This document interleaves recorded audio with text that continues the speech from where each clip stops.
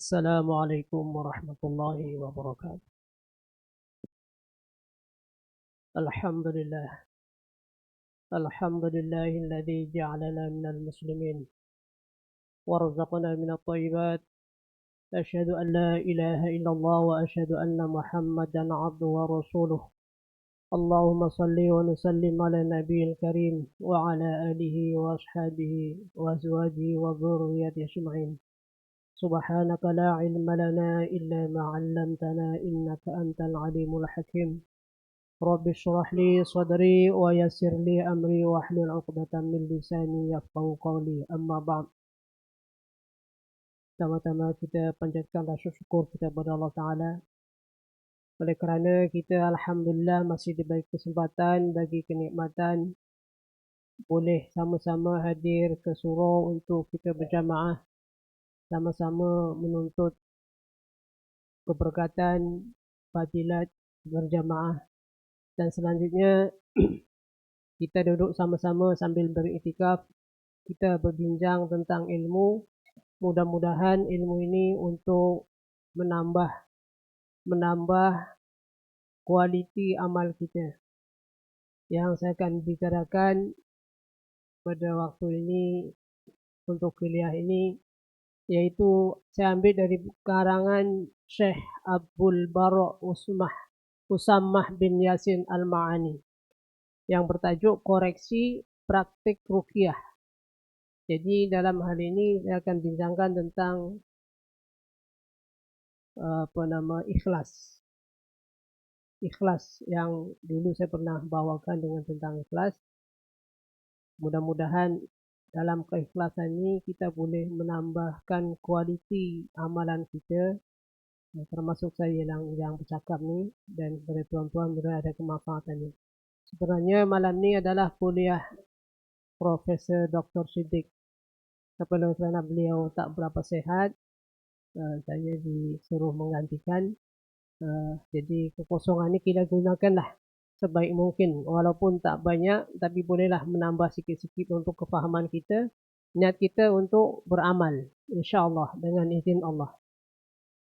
Iaitu tuan-tuan yang dimuliakan Allah Ta'ala,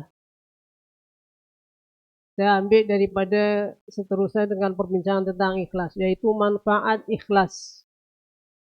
Ikhlas ni ada dua syarat penting dalam dan agung yang harus dipenuhi setiap amal. Ada dua syarat. Syarat yang penting dan agung dalam setiap amal. Kerana jika tidak dipenuhi, amalan tidak diterima. Dua syarat yang dimaksud ialah, yang pertama, pelakunya melakukan amal tersebut dengan niat mengharapkan wajhillah, mengharapkan ridho Allah. Jadi betul-betul beramal kerana Allah Ta'ala. Yang pertama. Yang kedua, amalannya sesuai dengan apa yang Allah Subhanahu Wa Ta'ala syariatkan di dalam kitabnya, di dalam Al-Quran lah. Kena sesuai dengan apa yang Allah syariatkan, atau yang dijelaskan oleh Rasulnya di dalam sunnahnya. Dua syarat ni kena ada. Ketika salah satu dari dua syarat ini tidak terpenuhi, di antara satu dalam dua ni tak terpenuhi, berarti amalan yang dilakukan tidak soleh dan tidak diterima. Dalilnya dalam firman Allah SWT dalam surah Al-Kahfi. Lalu kita baca. A'udzu billahi minasyaitonir rajim. فَمَنْ كَانَ يَرْجُو لِقَاءَ رَبِّهِ فَلْيَعْمَلْ عَمَلًا صَالِحًا وَلَا يُشْرِكْ بِعِبَادَةِ رَبِّهِ أَحَدًا. Maka barang siapa mengharap pertemuan dengan Tuhannya, maka hendaklah dia mengerjakan kebajikan dan janganlah dia mempersekutukan dengan sesuatu pun dalam beribadah kepada Tuhannya. Ini memang selari dengan rawatan Islam. Rawatan Islam memang hakikatnya buku ini adalah praktik koreksi ruqyah. Ruqyah yang para ustadz nih, para peruqyah nih kena koreksi diri dulu. Jadi betul ke tak betul ke, macam mana ke yang selalu Ustaz Hizri itu sebut-sebut, dalam kandungan ini banyak, insyaAllah. Jadi termasuk dalam beribadah ini, wala yusyrik bi'ibadati rabbihi ahada. Janganlah dia mempersekutukan dengan sesuatu apapun dalam beribadah kepada Tuhannya. Ini ada satu kisah dalam satu kampung, boleh diambil iktibar lah. Ada satu pokok besar, dan orang masyarakat kawasan setempat mengatakan pokok itu adalah pokok keramat. Pokok keramat yang dipuja-puja, konon-kononnya ada kelebihan pokok tersebut. Padahal pokok besar itu pun makhluk juga. Tapi oleh kerana kejahilan kawasan setempat itu, dia menganggapnya ada kelebihan, ada keramat, dan dikeramatkanlah bagi orang-orang yang jahil. Dikepung-kepung dengan kain putih lah, kain kuning, kain merah, segalanya ada untuk menyembah pokok itu, untuk meminta kekayaan. Jadi kebanyakan masyarakat situ adalah jadi syirik lah, musyrik. Bila musyrik, ada seorang alim tahu kawasan itu adalah kawasan yang menjadikan terpesong, menyesatkan masyarakat. Jadi seorang ulama ni yang ahli ibadah dan alim datang, konon-konon naik terbang, bawa senjata, bawa parang, bawa inilah alat. Tapi oleh kerana sebelum sampai kawasan tu, syaitan ni mewujud seperti manusia, menjelma lah sebagai manusia. Tahan ulama ni yang nak potong kayu, tanya, katalah, Syekh nak pergi mana, atau Pak Kiai nak pergi mana, Ustaz nak pergi mana ni, bawa alat apa semua ni. Aku nak tebang pokok ni, sebab orang jadi syirik, musyrik, dipuja-puja pokok besar ni. Jadi dalam keadaan yang genting macam tu, akhirnya bergaduh, berlawan antara manusia dengan manusia, yang setan yang menyerupati manusia. Setan kalah. Setan yang menyerupai manusia ni kalah. Oleh kerana kalah, dia belum mengaku kalah. Berusaha untuk merasuah kepada ulama ni, dibujuk, jangan ditebang, nanti aku bagi upah lah. Bagi upah apa? Contohlah, bagi berapa ribu ringgit ke. Tapi di negara Arab sana bagi dinar. Bagi 2 dinar. Kalau kamu tak potong pokok ni, kamu akan saya bagi 2 dinar satu malam. Dirasuah. Tuan jangan potong pokok ni, nanti saya akan bagi. Macam mana kau nak bagi? Besok pagi-pagi tuan bangun tidur, tengok bawah bantal, ada tak dinar tu? Betul. Malam pertama ada 2 dinar. Oh, betul cakap ni. Jadi terus senyaplah. Dalam hari yang kedua ada lagi. Angkat bantal tu adalah dinar dalam bawah bantal. Hari ketiga tak ada. Tengok-tengok tak ada. Jadi dia marah. Ulama ni marah, jadi marah. Tapi oleh kerana dah niat dah lain, pergi pokok yang besar dinar terbang. Akhirnya setan yang menjelma manusia menjelma lagi. Tanya lagi. Tuan nak pergi mana? Syekh nak pergi mana ni? Aku nak tebang, engkau tipu aku. 2 kali aku dapat, yang last dah tak dapat. Macam mana janji? Okey. Akhirnya lawan lagi. Lawan punya lawan, akhirnya ulama tadi kalah. Konon-konon nak memberantas kesyirikan, tapi bila dirasuah dengan 2 dinar, dia hanyut. Terpesonglah akhirnya kalah. Bila kalah, setan pun cakaplah, engkau menebang kali ini kamu kalah. Sebab kamu dah bukan kerana Allah. Kerana duit dinar yang tak ada kamu marah. Kerana dah tak kerana Allah Ta'ala. Tak ikhlas. Jadinya kalah. Itu sebagai contoh. Wala yusyrik bi'ibadati rabbi ahada. Jangan menyerukan dengan sesuatu. Ini contohnya lah. Sebagai contoh selingan. Jadi boleh kita ambil iktibar sekiranya kita melawan dengan makhluk halus. Waktu kita belajar, saya belajar tu, Tuan Guru selalu pesan, kau lawan yang dengan tak nampak. Jadi kena keikhlasan tu kena tinggi. InsyaAllah kalau keikhlasan tu tinggi, mudah-mudahan Allah ijabah. Seterusnya, Al-Hafiz Ibnu Katsir rahimahullah ta'ala mengatakan dalam tafsirnya, inilah dua rukun amal yang diterima. Harus ikhlas kerana Allah dan harus benar-benar sesuai syariat Rasulullah SAW. Ini dalam Al-Hafiz Ibnu Katsir. Dan sebagai dalil yang pertama, segala kesusahan dihilangkan bila kita ikhlas beramal dengan sungguh-sungguh kerana Allah Ta'ala, liwajhillah kerana Allah Ta'ala. Diriwayatkan dari Ubaidillah bin Umar, dari Nafi', dari Ibnu Umar radhiyallahu anhum, bahwa Rasulullah SAW bersabda. Ini hadis ini panjang, tapi menceritakan tentang amal yang ikhlas kerana Allah Ta'ala. Akhirnya Allah Ta'ala kabulkan. Bainama salah satu nafarin mimman kana qablakum yamshuna idh asabahum matarun fa'uwa ila gharin fantabaqa alaihim faqala ba'duhum li ba'din.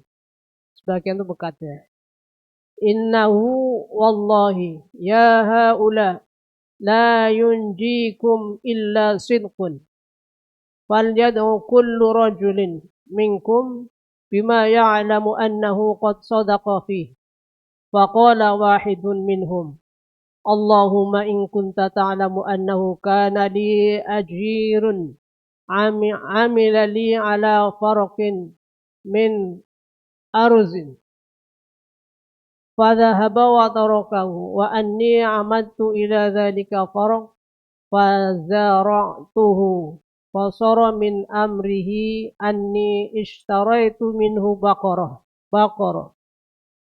wa nahu atani yatlubu ajrahu faqultu lahu a'mid ila tilkal baqarah fasuqha faqala li innama li indaka farqun min aruz faqultu lahu a'mid ila tilkal baqar fa innaha min dhalika faraqi fasafaqa.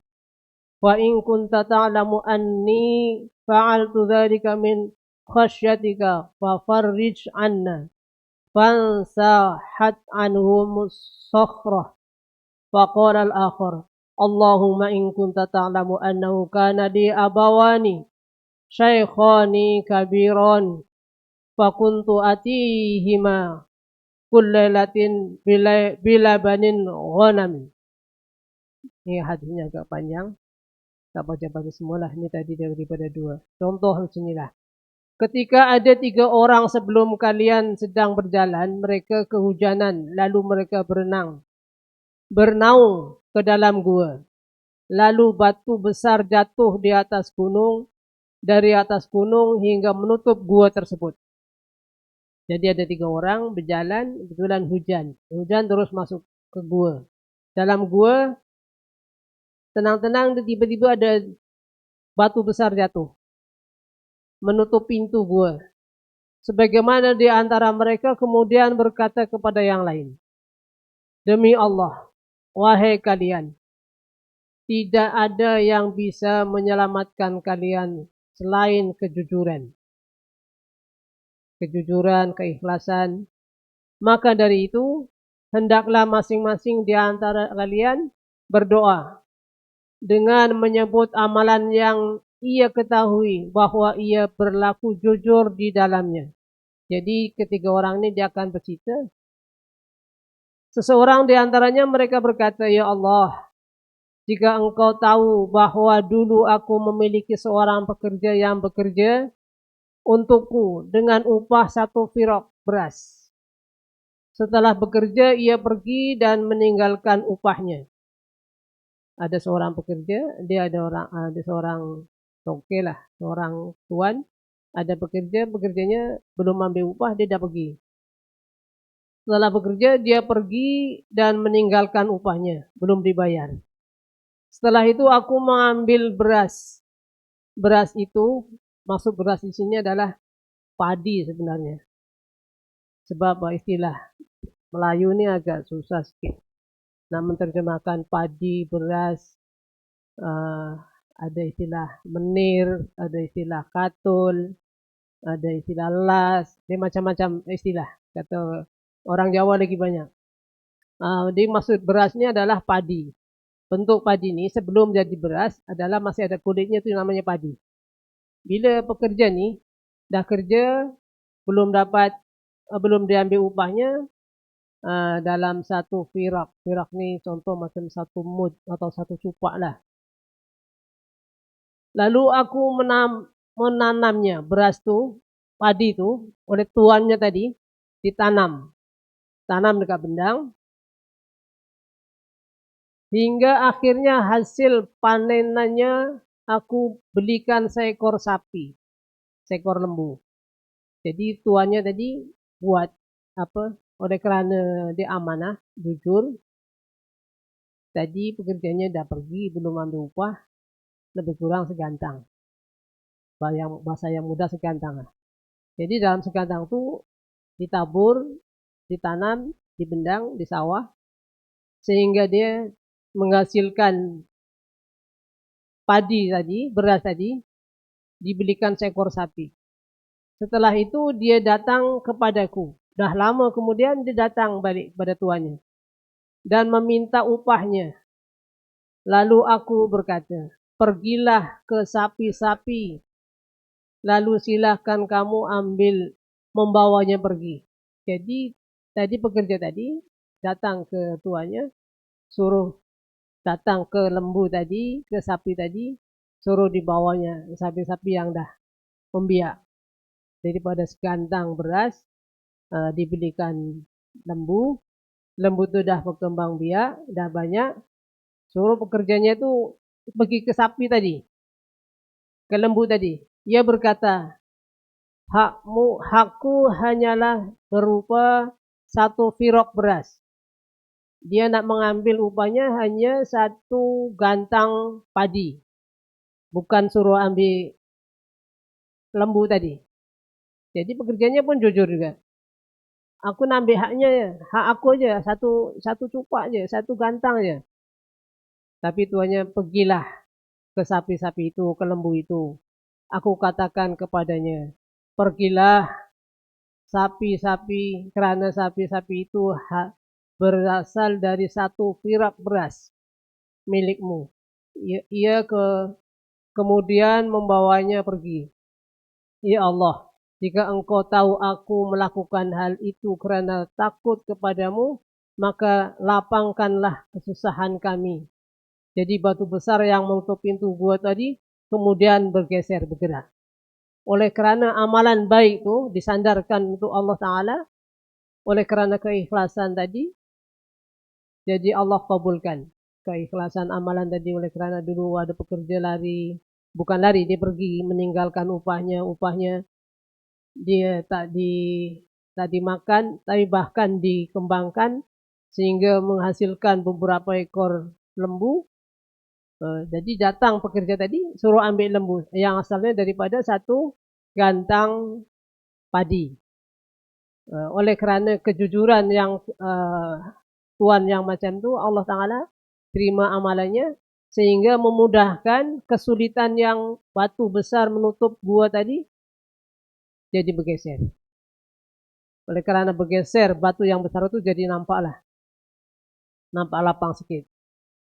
Tapi kalau zaman sekarang mungkin tak ada lah toke yang macam tu.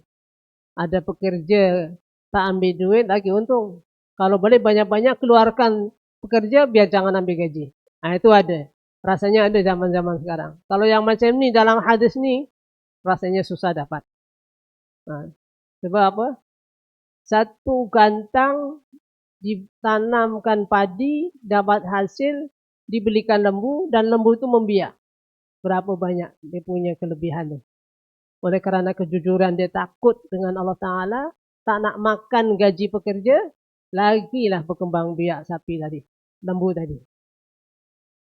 Kalau sekarang lagi untung banyak yang dibuang tak apa. Gaji tak jadi dibayarkan kan, macam tu lebih kurang lah. Tapi kalau yang macam ni Masya Allah. Jadi Allah terima amalan dia sehingga batu besar tu mengalih, bergeser. Dan yang lain pula berkata, ya Allah, jika engkau tahu bahwa dulu aku punya 2 orang tua yang sudah tua renta. Dan aku selalu datang membawa susu kambing milikku untuk keduanya setiap malam. Ada anak, ada ayah, ada mak, dah tua. Setiap malam dia hantar susu kambing untuk dia minum. Kemudian pada satu malam, aku terlambat pulang. Aku lantas datang setelah keduanya tidur.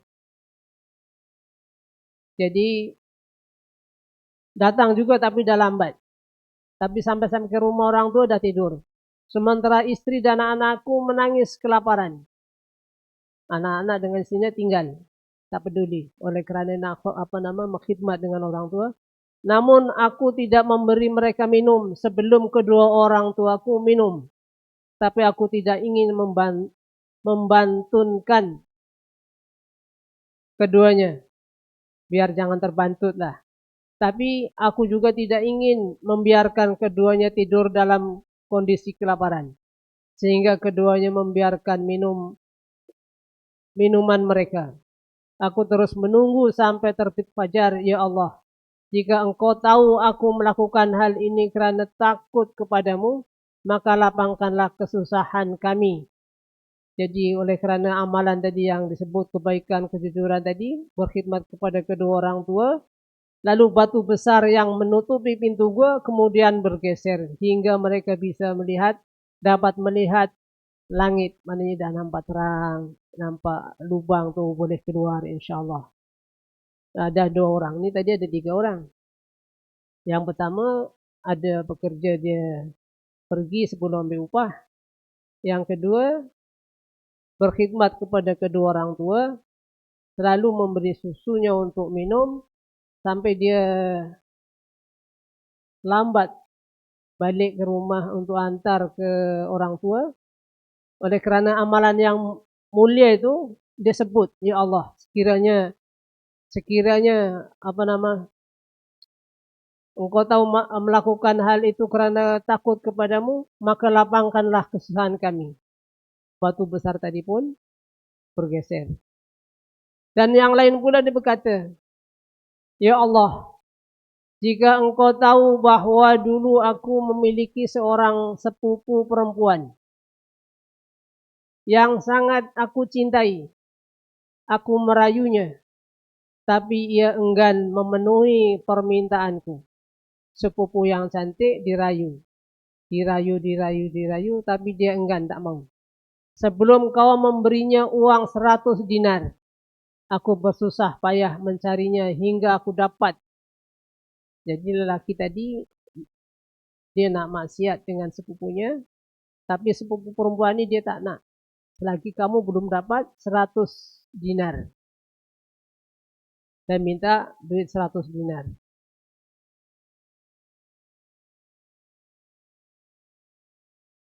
Sebelum aku memberinya uang 100 dinar, aku bersusah payah mencarinya hingga dapat. Lalu setelah itu, aku mendatanginya dengan membawa uang itu. Bila dah dapat 100 dinar, lalu dia mendatangi perempuan tadi yang cantik, lalu ia menyerahkan dirinya kepadaku. Maknanya bila dah dapat duit, dia pun setujulah. Menyerahkan dirinya kepadanya lah. Ketika aku sudah duduk di antara kedua kakinya, ia berkata, takutlah kepada Allah takutlah kepada Allah dan janganlah engkau memecah cincin kecuali dengan haknya. Akhirnya aku berdiri meninggalkannya, dan aku membiarkan uang 100 dinar itu untuknya. Duitnya ditinggal, tak jadi ambil oleh karena takut kepada Allah. Perempuan tadi cakap, takutlah kepada Allah. Takutlah kepada Allah, jadi dia betul-betul takut. Nah, akhirnya ditinggal duit 100 dinar. Dekat perempuan tadi, jika engkau tahu aku melakukan hal itu karena takut kepadamu, betul-betul hanya karena Allah Ta'ala, tadi yang disebut liwajhilah, karena Allah Ta'ala, takut kepada Allah Ta'ala, ditinggal duitnya, lapangkanlah kesusahan kami. Minta batu yang besar yang menutup pintu gua itu, minta dilapangkan. Jadi Allah kemudian melapangkan kesusahan mereka hingga mereka bisa dapat keluar daripada gua tersebut. Nah, ini contoh-contoh amalan yang ikhlas karena Allah Ta'ala. Boleh disebut sekiranya memang betul-betul ikhlas karena Allah Ta'ala, ya Allah, semoga amalku ini yang macam ini, macam ini, macam ini, lapangkanlah urusanku. Insya Allah Allah kabulkan. Itu contoh yang pertama atau dalil yang pertama daripada kesan amalan ikhlas yang diamalkan. Mudah-mudahan kita boleh jadi iktibar, ambil iktibar, memperbaiki amalan kita, lebih ikhlas amalan kita karena Allah Ta'ala, dan jadikan amal itu Allah terima insyaAllah. Dan dalil yang kedua, yaitu firman Allah Subhanahu wa Ta'ala. A'udzu billahi minasyaitonir rajim.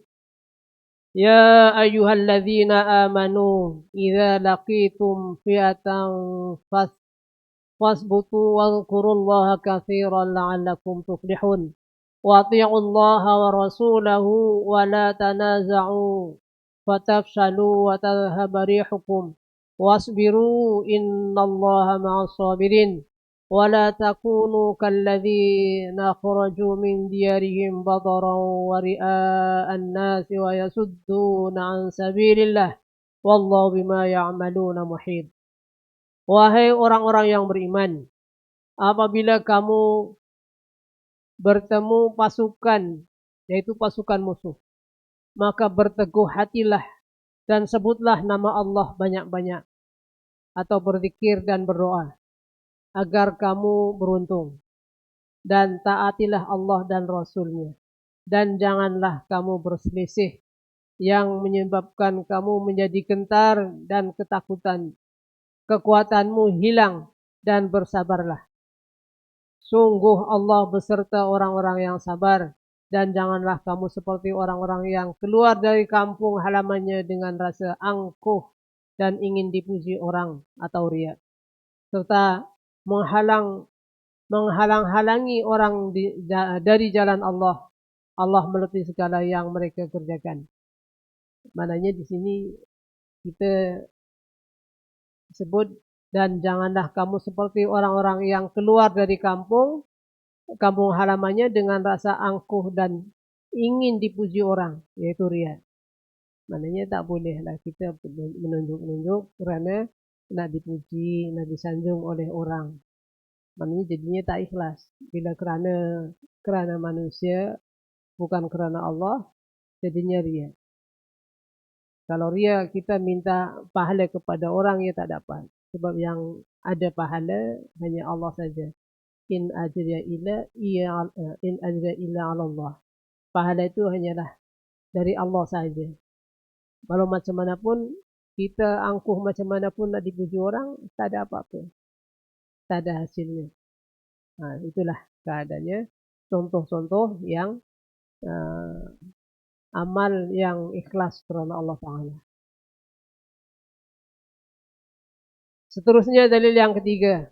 Allah berfirman, وَلَقَدْ حَمَّتْ بِهِ وَهَمَّ بِهَا لَوْلَا أَنْ رَأَى بُرْهَانَ رَبِّهِ كَذَلِكَ لِنَصْرِفَ عَنْهُ السُّوءَ وَالْفَحْشَاءَ إِنَّهُ مِنْ عِبَادِنَا الْمُخْلَصِينَ.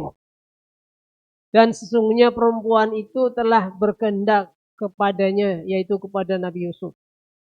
Dan Yusuf pun berkehendak kepadanya. sekiranya dia tidak melihat tanda dari Tuhannya, demikianlah kami palingkan darinya keburukan dan kekejian. Sesungguhnya dia Yusuf termasuk hamba kami yang terpilih, yaitu yang golongan ibadinal mukhlasin, orang-orang yang ikhlas dalam beramal. Jadi oleh kerana setan lah mula-mula perempuan tu dia mengajak Nabi Yusuf yang diceritakan dalam surah Yusuf kan. Kita pun dah faham biasa dengar cerita ini. Ini sebagai contoh, sebagai dalil. Sebagai dalil yang Nabi Yusuf adalah orang yang ikhlas. Walaupun dituduh dia yang jahat, tapi oleh kerana keikhlasan Nabi Yusuf akhirnya terselah.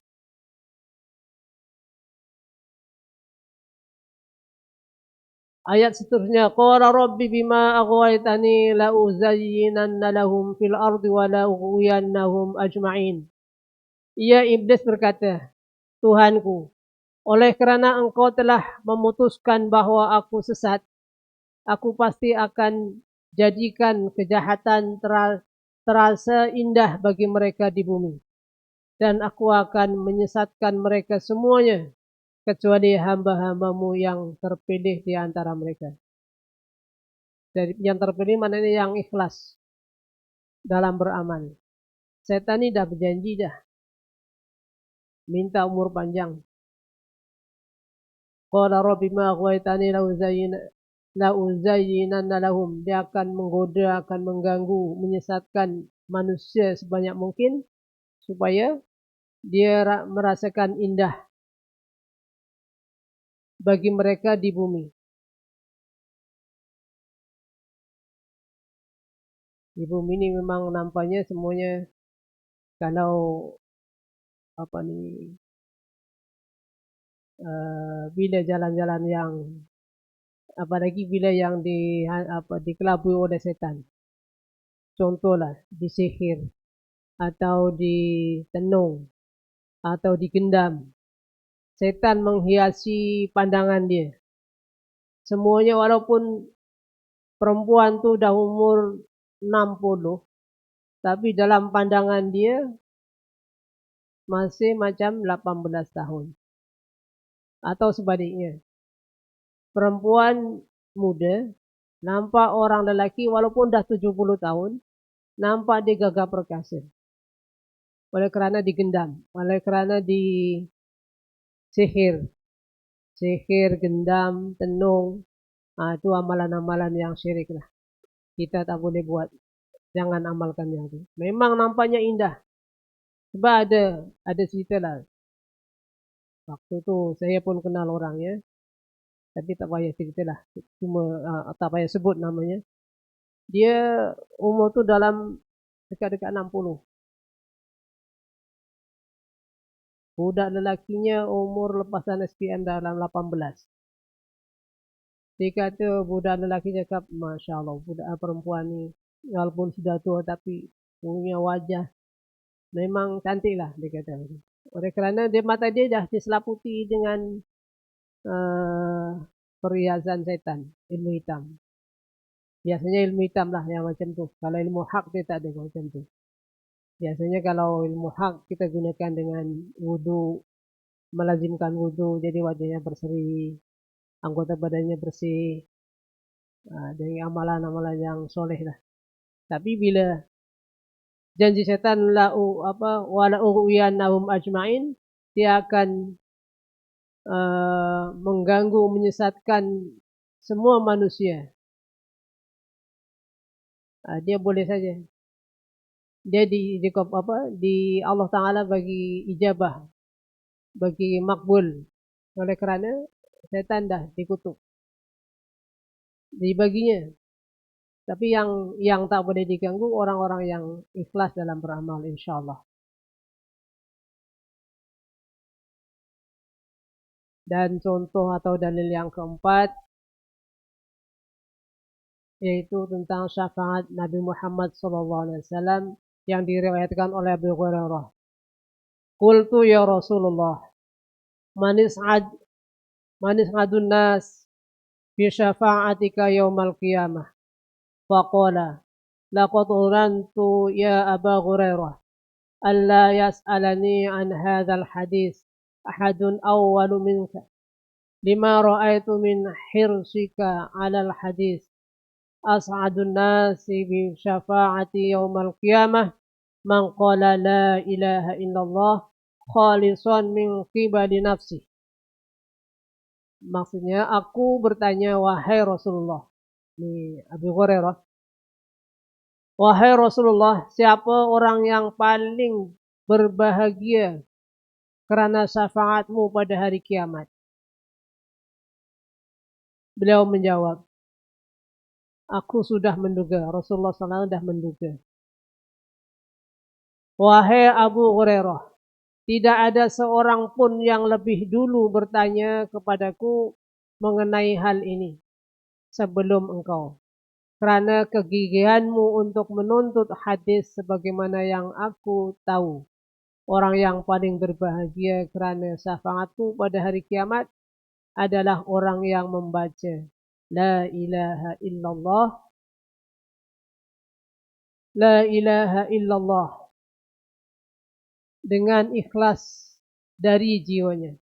Hanya menyebut La ilaha illallah dengan ikhlas dari jiwanya. Maksudnya tiada Tuhan selain Allah yang berhak disembah melainkan Allah. Itu saja.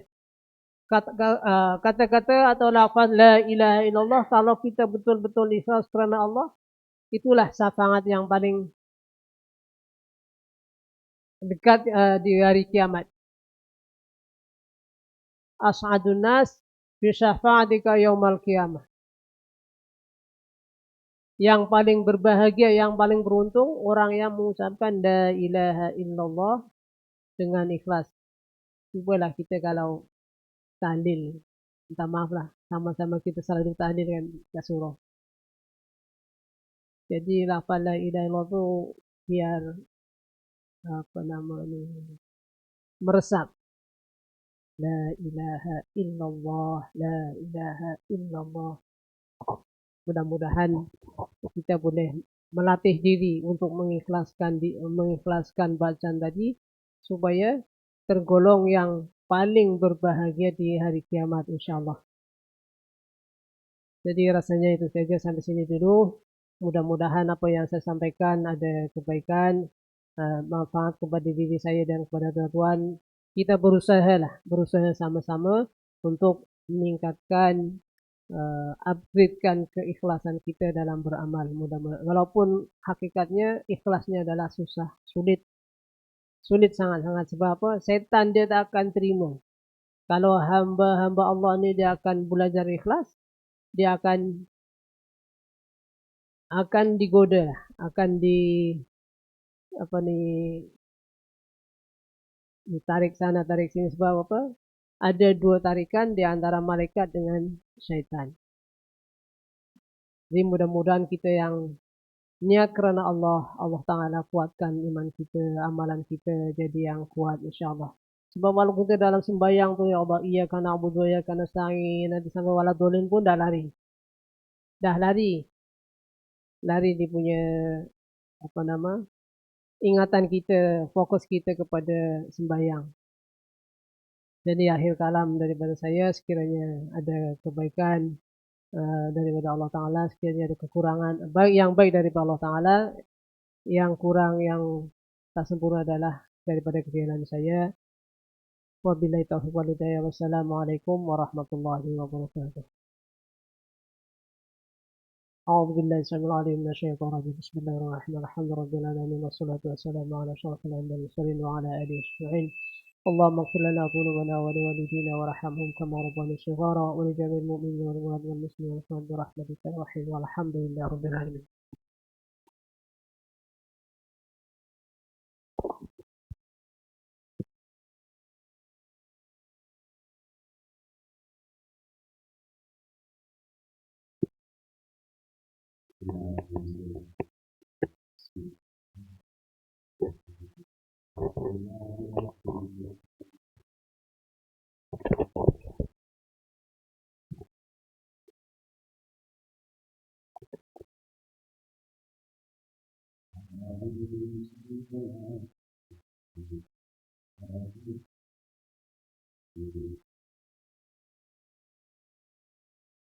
Allahu Akbar,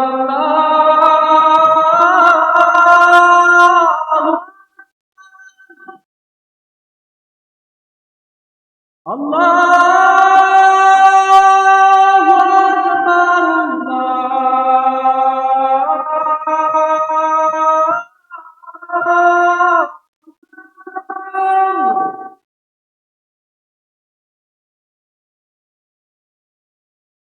Asyhadu an la ilaha illallah.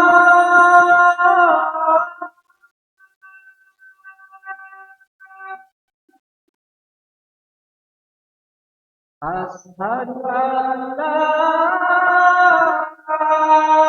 ilaha illallah.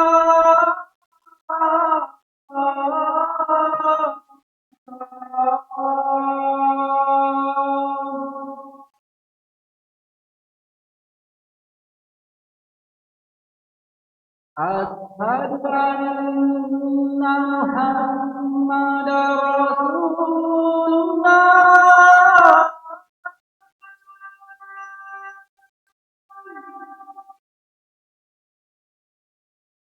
Asyhadu anna Muhammadar Rasulullah.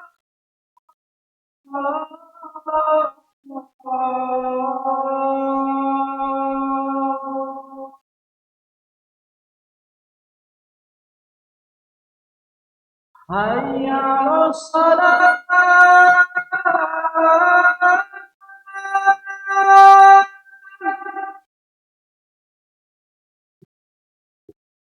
Hayya 'alas shalah.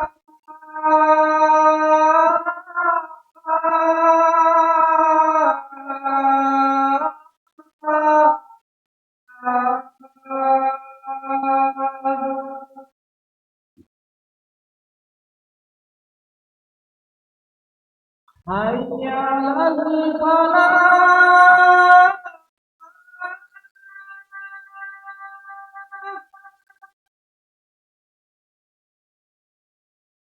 Hayya 'alal falah.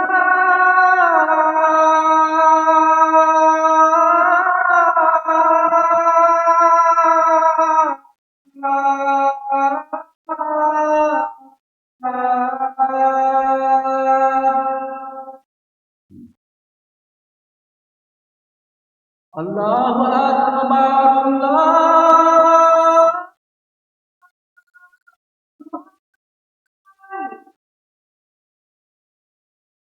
La ilaha illallah.